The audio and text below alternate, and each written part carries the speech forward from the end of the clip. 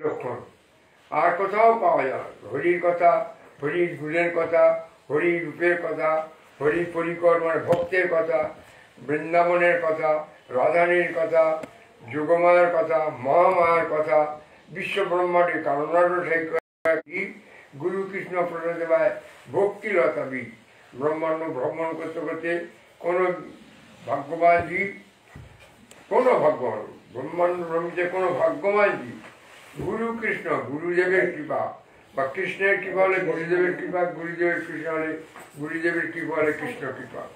তাহলে গুরু কৃপা কোনো ভাগ্যবান জীব গুরু কৃষ্ণ কৃপা প্রসাদে পায় ভোগ এরূপ সংসার ভূমিতে কোনো ভাগ্যবান জীব গুরু কৃষ্ণ প্রসাদে পায় ভক্তিলতা বীজ, ভক্তির বীজ লাভ করে। তাতে কৃষ্ণ ভজে করে গুরুর সেবন। কৃষ্ণ ভজন মানে গুরু সেবা, কৃষ্ণ ভজন মানে গুরুদেবের সুখী করা। গুরুদেবকে সুখী করলে কৃষ্ণ ভজন হয়ে যাবে। তাতে কৃষ্ণ ভজে করে গুরুর সেবন। মায়া জাল ছুটে পায় শ্রীকৃষ্ণ চরণ। তখন মায়ার জাল কেটে যাবে, তখন কৃষ্ণ পথ দিকে সে গতি পাবে। মায়া জাল ছুটে পায় শ্রীকৃষ্ণ, তখন কেঁদে বলে হে কৃষ্ণ আমি তোমার দাস।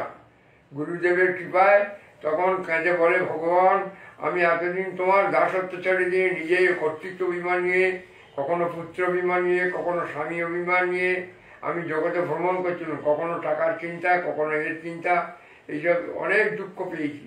এখন তোমার ভক্তের কৃপায় তোমাকে জেনেছি। তাতে কৃষ্ণ ভজে করে গুরু সেবার মায়া জাল ছুটে পায় শ্রীকৃষ্ণ চরণ। কৃষ্ণ তখন তার চিৎশক্তির বল দেয়। সেই চিৎশক্তি মানে মায়া শক্তি একটা তার, আর চিৎশক্তি আনন্দ ঘন শক্তি, সেই শক্তির বল যোগমায়ার শক্তি।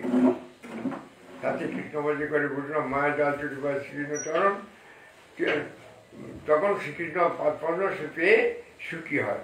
তা আমাদের সুখ পেতে গেলে সর্বপ্রথম আদৌ গুরুপাদাশ্রা তসমাৎ কৃষ্ণ দীক্ষাদি শিক্ষণম।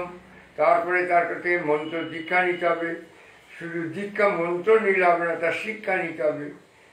বিস্তম্ভেন গুরু সেবা, তারপরে একটা কাজ সেবা করতে হবে।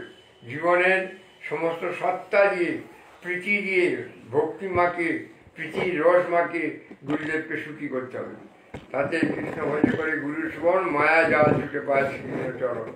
তখন শ্রীকৃষ্ণের পাদপূর্ণ পায় গুরুদেবের কৃপায়। তখন বলে বলে হে ভগবান এতদিন আমি মায়ার সংসারে ছিলুম, আমি কেরম ডুবে থাকতুম, কী হবে কোথায় গতি কিছু বুঝি না, কেবল নিজের ভোগে তো মত্ত থাকতুম।